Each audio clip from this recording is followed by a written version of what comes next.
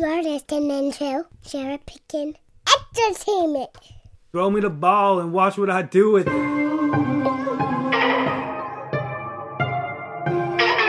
are now tuned into the CherryPickin podcast with your host, Andre Cherry.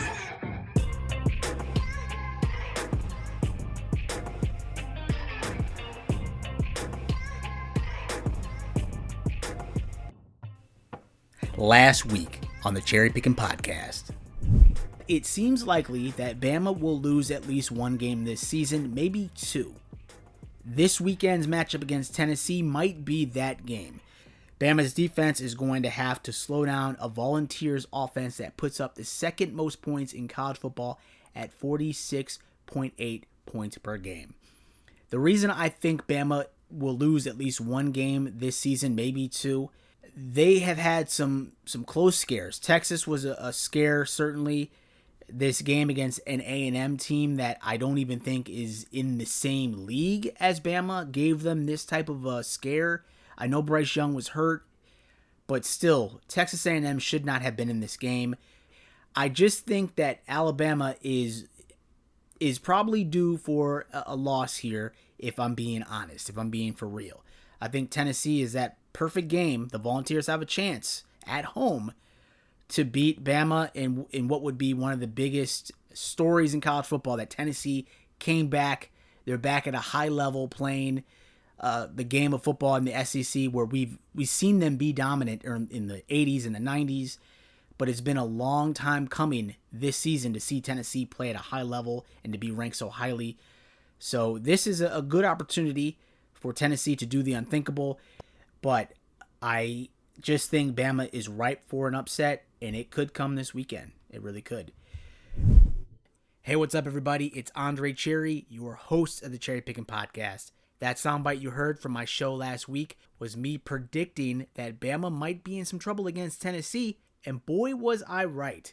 I had a sneaking suspicion that Bama would fall this season, and I was worried it may come against Tennessee. You really got to give credit to Josh Heupel, the head coach, and that whole Tennessee Volunteers team and that staff.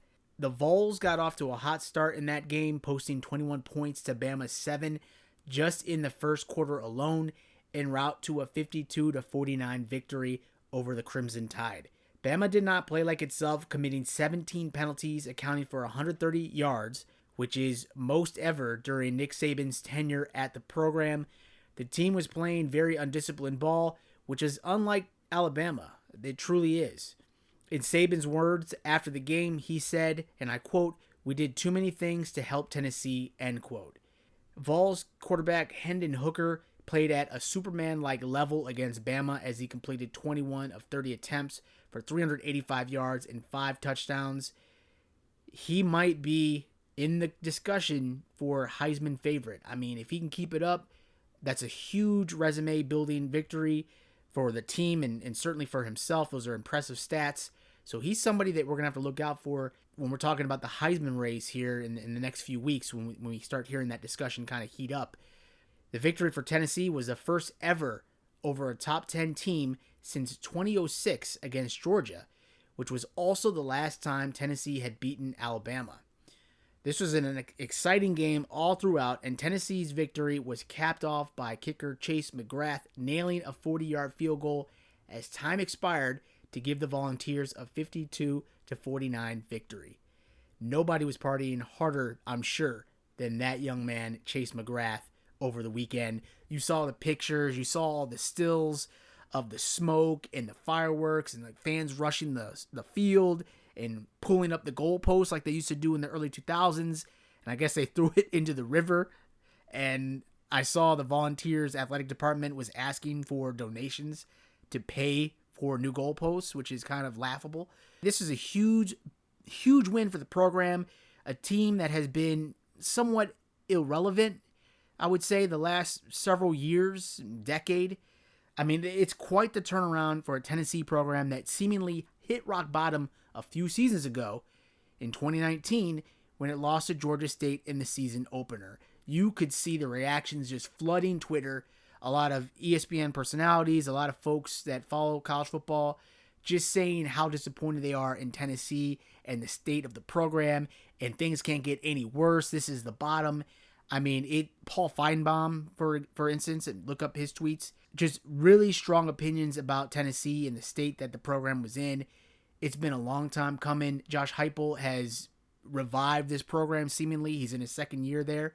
Such a tremendous effort, such a good story for college football. I mean, for its winning effort against Alabama, the Vols jumped up 3 spots in the AP poll to number 3 for this week's ranking. So they would, if the season ended today, qualify for the playoffs. This team has a long way to go, certainly, but this team is doing all the right things. They are looking impressive. This volunteer team this week gets UT Martin, so that should be a little bit of a breather for them before they get a hungry Kentucky team on October 29th, followed by a big-time showdown with number 1 Georgia on November 5th. If both of these teams are still undefeated at that time, everybody and their mama will be at that game. College Game Day will be there, I'm sure, be there again. So this is going to be a big-time test for Tennessee. They get a little bit of a break this weekend, but the next 2 weeks are loaded. I mean, Kentucky is a team that knows how to win, has been playing really well lately. Georgia, the ultimate test. So I'm excited for that. Hats off to Tennessee. That's a shame Bama lost, but like I said last week in that opening sound clip you heard, Alabama was destined to lose at least a game this season. They got lucky against Texas and Texas A&M. I still think there might be another loss brewing, possibly this week against Mississippi State. Bama has got a tougher road ahead if they expect to make it to the SEC championship game and to make it to the playoffs again. So we still got plenty of season to go. I'm excited to see what both of these teams can do, but hats off to Tennessee. They had a tremendous victory this past weekend against Alabama. Now, if we transition into my Week 8 locks for this week, I'll just run through the list here. In the ACC, I'm taking Wake Forest over BC. Wake is favored by 21 points in this matchup, and for good reason. The Demon Deacons are a well-coached, well-balanced team. I do think Wake Forest runs away with this game, but I am interested to see what BC's Zay Flowers is able to do in this game. He currently leads all ACC receivers with 556 total receiving yards. He has been an offensive bright spot on a BC team that is struggling and is underwhelming this season. So I'm taking Wake over BC out of the ACC. In the Big Ten, I'm taking Maryland over Chicago's Big Ten team, Northwestern. This is not going to be pretty for Northwestern. Chicago's Big Ten team, Northwestern. Maryland is going to beat the Wildcats pretty bad in this one. When I look at Northwestern's schedule, they might not get another win the rest of the season. If you recall, they beat Nebraska in Week 0 action, but since that time, they've been on a 5-game losing streak. The back half of Northwestern's schedule is nasty. 4 of those 6 games are on the road, but they won't even get any relief at home either, as those 2 teams that they're playing at home are against an explosive Ohio State team and a hungry Illinois squad that has its sights set on Indianapolis for the Big Ten championship game. So Northwestern is pretty bad, and I say that lightly, but I mean, they are in a bad situation this season. It's going to get a whole lot worse before it gets better. But Pat Fitzgerald, he has one of the safest jobs in college football. He's not going anywhere. Hopefully his team can figure out what they need to do for next season, whether that be recruiting or the transfer portal. But this team is in bad shape right now. And it's so unlike Northwestern. We've seen them at the highest of heights, but then we've also seen them regress. They are regressing pretty bad this season, and they are not going to get any relief the back half of the schedule. I'm taking Maryland over Northwestern in the Big Ten. In the Big 12, I'm taking Kansas over Baylor. Kansas is a team that we're all rooting for deep down inside. You know you're rooting for Kansas. You know you are. Their transformation this season has been remarkable. At this point, I'm hoping that the Jayhawks can earn bowl eligibility this season, which would be the first time they've gone to one in 14 seasons, if you can believe that or not. Golly.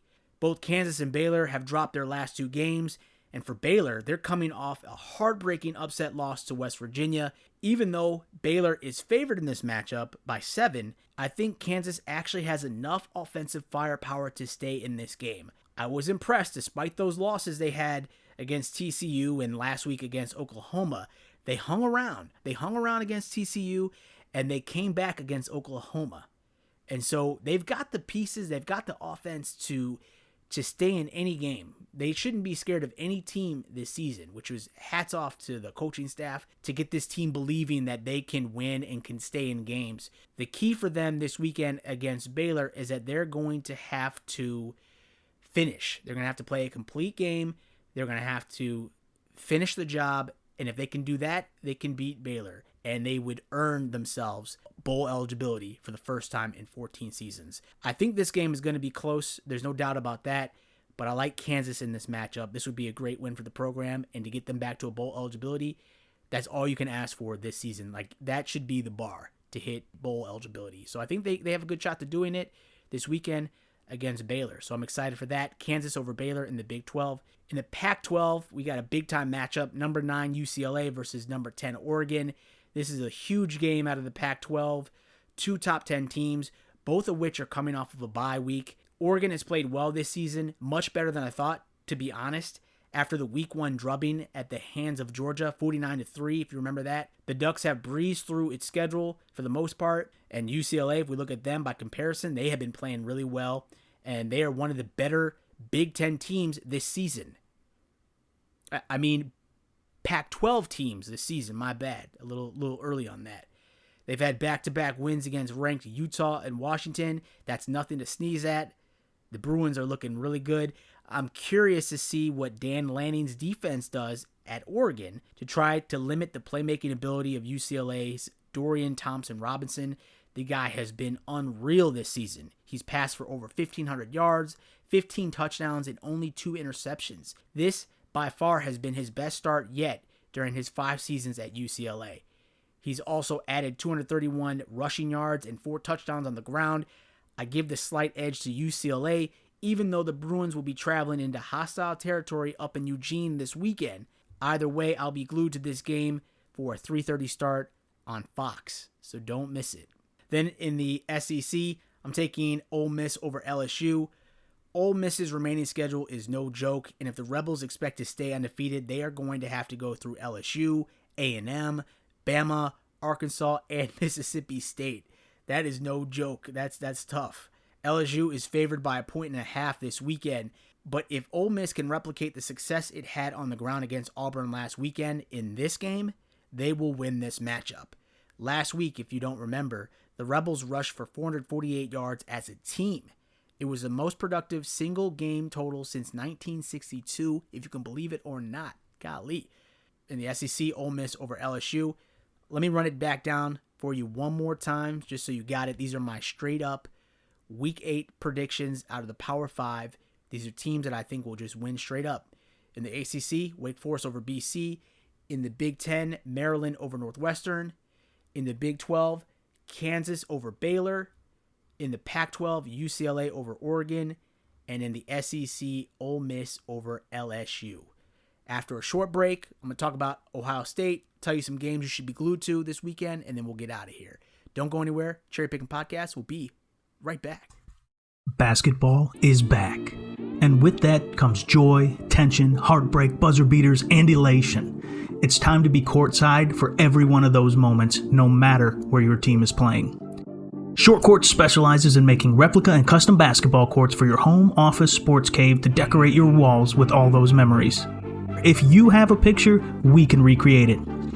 Featured in the 2021 UniWatch Holiday Gift Guide, short courts are made using real wood. We frame and give them an epoxy finish to protect the new centerpiece of your memorabilia collection. With previous customers including Northern Kentucky University, Southern Utah University, 199 Apparel, The Perimeter Podcast with Adam Morrison, and many more celebrating the careers and retirements of their coaches, it's time you visit shortcourts.com for more info and a gallery of our work, or you can send us an email, info@shortcourts.com. Be sure to find us on social media, just search for Short Courts. It's time to bring the home court home.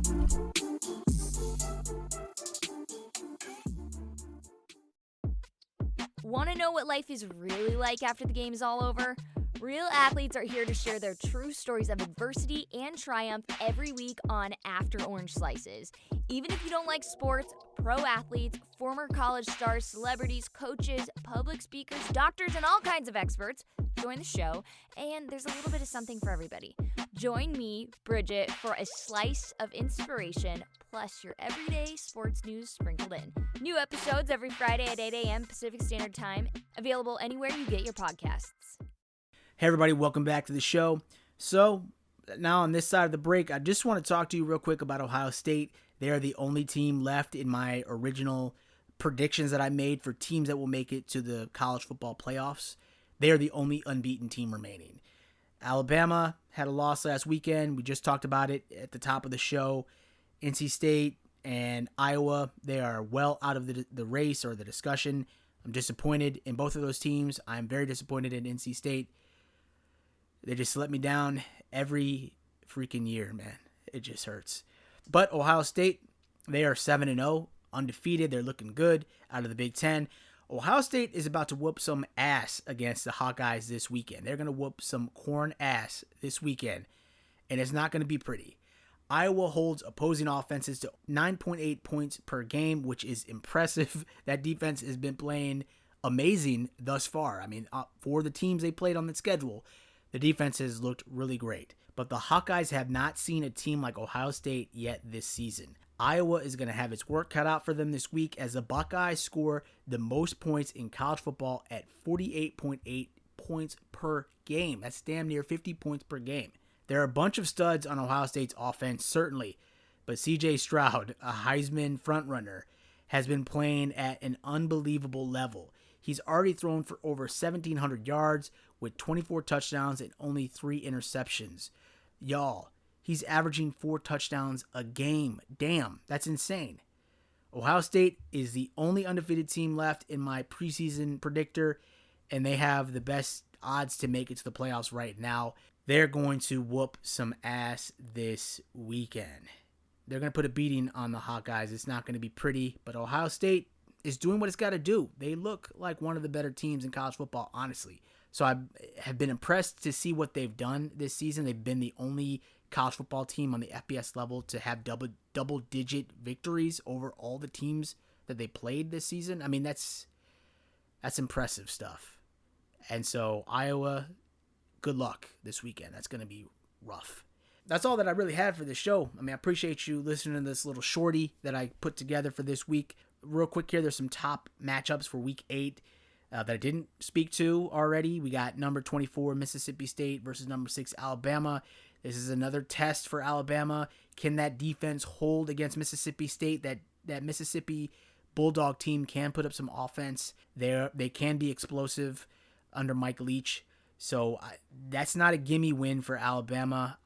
They really should be on upset alert for that game as well, because that could be dangerous. And then you got number 20 Texas versus number 11 Oklahoma State. Texas has been playing well this season. I'm sure they're tired of hearing everybody say, are they back or not? They're back. They're not back.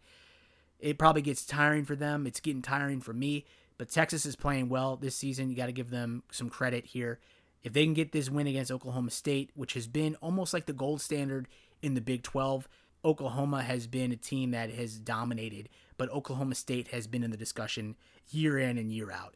If Texas can get a good victory over Oklahoma State this weekend, that's a good marker for success. It's a good marker that they are in the right direction, because Oklahoma State is a well-coached team and they know how to win. So I'm excited for that game. You got number 17 Kansas State versus number 8 TCU. Really excited to see what Adrian Martinez can do with his Kansas State team. He's gotten them playing really well. TCU is a team that also knows how to win, but they are beatable. They aren't a team that makes me scared or makes me second guess my abilities. If I'm Kansas State, I think that could be a really evenly matched game there. And I would give the slight edge to Kansas State, to be honest. I think they're rolling right now, and they're a good team. And then we got number 14 Syracuse versus number 5 Clemson. I think that game is in prime time on ABC on Saturday night. Syracuse is doing all the things that they need to do to be undefeated right now. I mean, they have played all their teams on its schedule well they've won, which is the marker of success that we look at. They beat my NC State teams. I'm a little bitter about that, but NC State's wounded, certainly. But Syracuse is doing what it's got to do. They are in the hunt right now with Clemson. If they can beat Clemson, they control their own destiny out of the ACC Atlantic. I think it's a long shot. Syracuse has a tough schedule, the remaining games, but anything is possible. If someone can beat Clemson, why not let it be Syracuse? I would love to see it. I just don't think they've got enough to beat Clemson. Clemson, I don't think will lose another game this season, if I'm being honest with you. I don't. Credit to Dino Babers and what he's done for Syracuse. This was a guy that was probably on the hot seat at the end of last season. He's played himself into keeping his job. That's always a good thing. Syracuse is in a good position right now. They are number 14 in the country. If they can beat Clemson, everybody will be talking about them next week. But that's a huge task if they can beat Clemson. It's not easy. Nobody's done it yet this season. Nobody's gotten close. So good luck to Syracuse this weekend against Clemson. There we have it, my friends. That was my Week 8 podcast. It was a little shorty this week. Hope you enjoyed it. Hope you've got a game that you're eyeing for this weekend. There's some good games coming up here. I'm definitely excited to see what UCLA and Oregon can do this weekend. That's going to be a good matchup. I'm also excited for Kansas and Baylor. Rooting for Kansas to hopefully get bowl eligible this weekend. But there's plenty of games. There's plenty of storylines. I hope you enjoyed this podcast. Hope it helped you. Hope you learned a little bit. Can't wait to talk to you again soon. Hope you have a good rest of your week. Have a great weekend. And I'll talk to you soon. Take care, everybody. Peace. Ohio State is about to whoop some ass against the Hawkeyes this weekend. They're going to whoop some corn ass this weekend. Thank you again for tuning into my Cherry Pickin' podcast. If you enjoyed this episode, please feel free to subscribe to my show and drop me a rating on Apple Podcasts. All of my digital content can be found at the website CherryPickinSports.com. And if you are looking to interact with me via social media, my Twitter handle is @Cherry_Pickin. That's PICKIN. On my Twitter, you'll also find a link to my blog where I post my weekly college football predictions and analysis. I can also be reached via email at cherrypickinsports@gmail.com. Please feel free to reach out to me regarding what you like about this podcast or about what content you'd like to hear more of on future episodes. I sincerely thank you for your support, and I can't wait to talk to you again soon. Take care.